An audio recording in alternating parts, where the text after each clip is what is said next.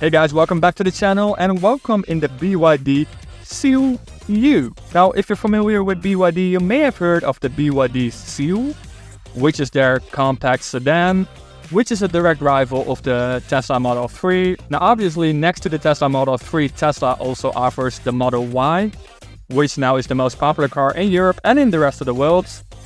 And BYD is now offering their version of the Model Y, because they're offering an SUV version of the Seal, which is this Seal U. Now in this video, I'm going to tell you everything you need to know about this car. I'm going to tell you the range, how fast it can charge, how the car looks like, how practical it is, and how the car drives.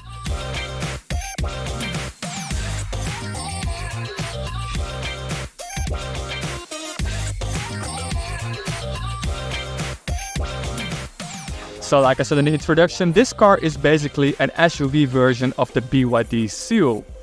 But really, it isn't. This car has hardly anything to do with the BYD Seal. It does look a little bit like the Seal, so you get the same headlights, the same front ends, but obviously the car is a little bit higher up its wheels.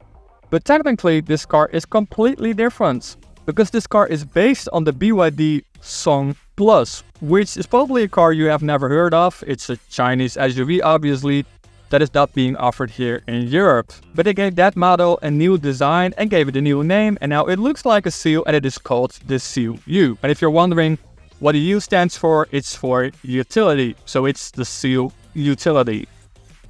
So that means this car has a completely different powertrain and a different battery pack. There are two versions for this car. You get the Comfort and the Design. The Comfort is basically the entry-level version that has a battery with a capacity of almost 72 kilowatt hours, giving this car a range of 420 kilometers. If you go for the Design version, the top-level version, you get a battery pack with a capacity of 87 kilowatt hours, giving that version a range of 500 kilometers. So let's talk a little bit more about the range. I'm only driving this car for a couple of hours, so I really can't tell you too much about the range. I really need the car a little bit longer to give you a good assessment. I will be driving the car later on for like a week on, and then I can tell you more about the range. But for now, like I said, either 430 kilometers or 420 kilometers or 500 kilometers. I'm driving the car with a big battery that has an official range of 500 kilometers. I started out with 80%, and then the car said it had 430 kilometers left, which isn't that bad. And I'm averaging 16 kilowatt hours per 100 kilometers, which is not that bad for a car like this. This is a compact SUV, but it is still an SUV. It's a little bit higher up its wheels, and so far the consumption seems pretty good. Now you can fast charge the Design version up to 140 kilowatts, and you can fast charge the Comfort version up to 115 kilowatts, which to be honest isn't that amazing, but I do know from experience that the car does have a very nice charging curve. It will hold on for the peak power output for a pretty long time. Having said that, it will charge from 30 up to 80% in around 30 minutes, which again isn't that amazing. However, it does mean you get a really good lifespan on the battery. Now the electric motor is the same for both versions. In both versions you get an electric motor on the front axle producing 218 horsepower, which doesn't sound that much, especially if I'll tell you the weight of this car. This car weighs 2,100 kilos, so it's a pretty heavy car, just like any other electric car. And it will do 0 to 100 kilometers an hour in 9.3 seconds for the entry-level version and 9.6 seconds for the Design version.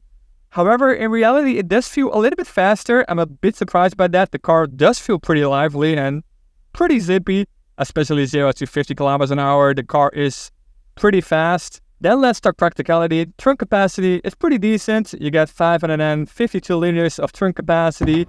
The car, however, doesn't have a frunk, which is a little bit odd because there is a lot of space under the bonnet. I just opened the bonnet and there's just a gaping hole basically, except for the electric motor, but there's still a lot of room left over. Now in the backseat area, you also get a lot of room. There's a lot of leg room, and there's also a pretty decent amount of headroom as well. Now you get two USB ports in the back and also two modern USB-C ports here up front as well. And you also get two wireless chargers here up front as well. So all in all, you can charge it to like 6 phones here in the car, which is pretty good. You also get two cup holders here. You get a little bit of a cubby space beneath the armrest, and you get this massive screen here up front. Now if you go for the Comfort version, You get a 13-inch screen, or this like 12.6-inch screen, which is also pretty big. But in the top level version, you get this 15.6-inch screen, which is really massive. And just like in any other car from BYD, you can flip the screen, you can tilt it for 90 degrees, which is a pretty funky feature, but it is also pretty helpful. If you're using the navigation system on this car, you can really see the entire map stretched out over the screen, and I really like that. Now, the driving experience in this car is pretty comfortable. This car is way more comfortable than the regular Seal, the sedan version. That car is way more European orientated. This car isn't that much. It does feel really like a Chinese SUV, so the steering is a little bit vague. The suspension is, well, not weak. It's definitely not weak, but it is a lot more forgiving compared to the Seal, which is basically just a European car that feels like you're driving a BMW or even a Tesla Model Y, which is also very European orientated, if you ask me, with pretty stiff suspension. I actually like the ride on this car. It is pretty comfortable. It can be a little bit nervous sometimes when you're driving on small bumps in the roads. So yeah, I do really like the ride on this car. I'm not sure about the sound dampening on this car. You can really hear a lot of wind noise coming from the mirrors and also from the tires. I think they could have used a little bit more sound dampening and insulation, if you ask me. I also really like the big panoramic roof that you get. I'm not sure if you get it on the comfort version as well. I am driving the top level version, the design version, and you get this massive roof that you can also open almost halfway, so that is pretty impressive. So I think that's it for my first quick look on this BYD Seal U, which has nothing to do again with the Seal, but it does look a little bit like the Seal. If you want to see more videos like this in the future, hit that subscribe button, and if you like this video, give it a big thumbs up, and then I'll see you in the next video.